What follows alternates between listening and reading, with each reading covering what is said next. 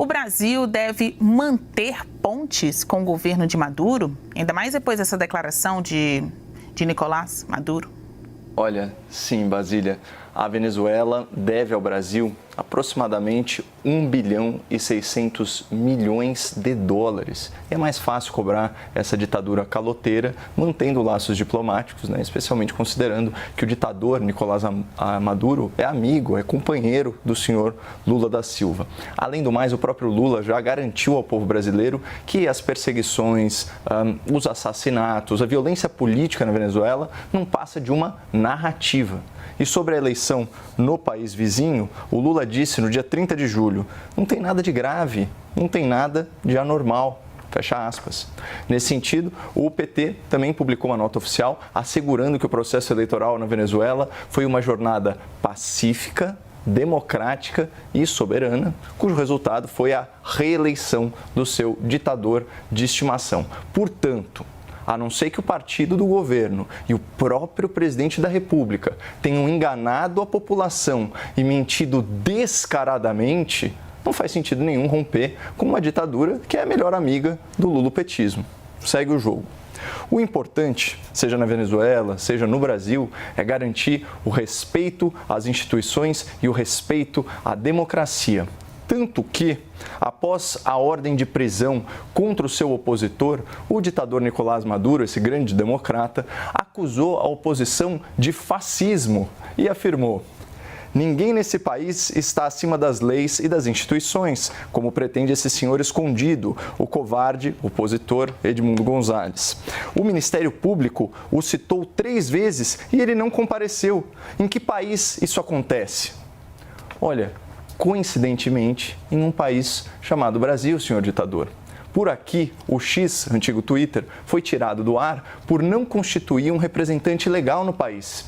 Se o fizesse, esse representante do X provavelmente seria multado e preso, porque a rede social se negou a cumprir ordens judiciais que violavam a Constituição e violavam o Marco Civil da Internet.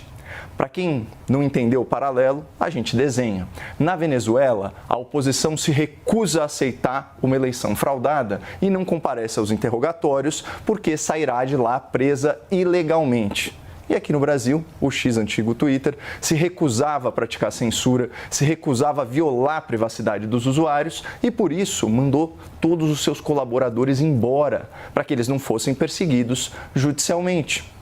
Mas o que mais impressiona são as similaridades no discurso. Vejam só alguns trechos da decisão do ministro Alexandre de Moraes, do STF, no caso da suspensão do X, antigo Twitter. A rede social contava aí com mais de 20 milhões de usuários no Brasil. Aspas. Diante de reiterados descumprimentos das ordens judiciais, da tentativa de não se submeter ao poder judiciário e da instrumentalização do X com massiva divulgação de discursos fascistas, determina a suspensão imediata, completa e integral da rede social. Bingo!